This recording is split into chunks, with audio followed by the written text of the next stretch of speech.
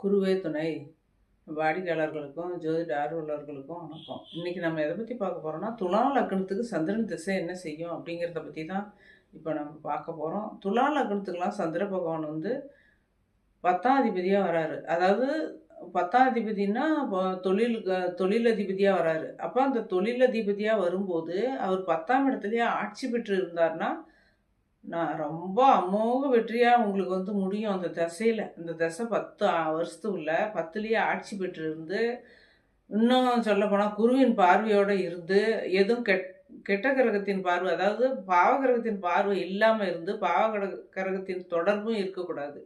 அதாவது என்னன்னா, சந்திரனோட சனி, ராகு, கேது இந்த மாரியெல்லாம் சேராம இருந்து, அவர் 10ஆம் இடத்துலயே ஆட்சி பெற்று இருந்தாருன்னா உங்களுக்கு வந்து தொழில்ல பெருத்த வசதி வாய்ப்புகள குடுத்துரும். அந்த 10 ஆண்டுகளுக்குள்ள நீர் சம்மந்தப்பட்ட தொழில் செய்யறதுக்கு உண்டான வாய்ப்பு குடுக்கும். ஏன்னா சந்திரன்னா நீர் சம்மந்தப்பட்டது.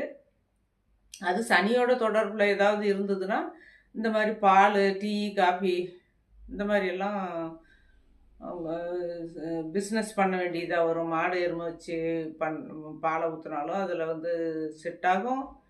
மற்றபடி வந்து வேற நீங்க வந்து சனியின் தொடர்பு இல்லாம இருந்து சந்திரனோட தசை நடந்தது 10ஆம் அதிபதி சந்திரனா வந்தாருன்னா, அவர் வந்து ஜூஸ் கடை இந்த மாரி வேற என்ன திரவியம் இதுல நீர் சம்மந்தப்பட்ட பிஸ்னஸ் இருக்கோ, அது எல்லாமே வந்து செய்யக்கூடிய சூழ்நிலை 10ஆம் அதிபதி சந்திரனா வந்து அந்த மாரி இருந்தா சொந்த தொழில் செஞ்சு இந்த மாரி பெருத்த லாபத்த, யோகத்த அனுபவிப்பீங்க. ஏன்னா சந்திர பகவான் வந்து 10ஆம் அதிபதியா வர்றது வந்து உங்களுக்கு ரொம்ப யோகத்த தான் குடுக்கும்.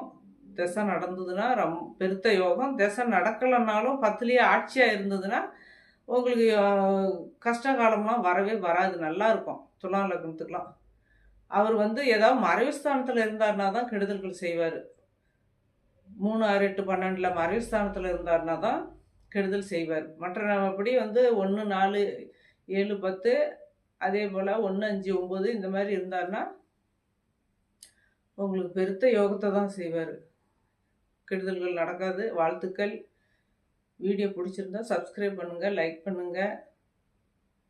உங்களுக்கு தொடர்ந்து என் வீடியோ வரும் பார்ப்பீங்க. வாழ்த்துக்கள்.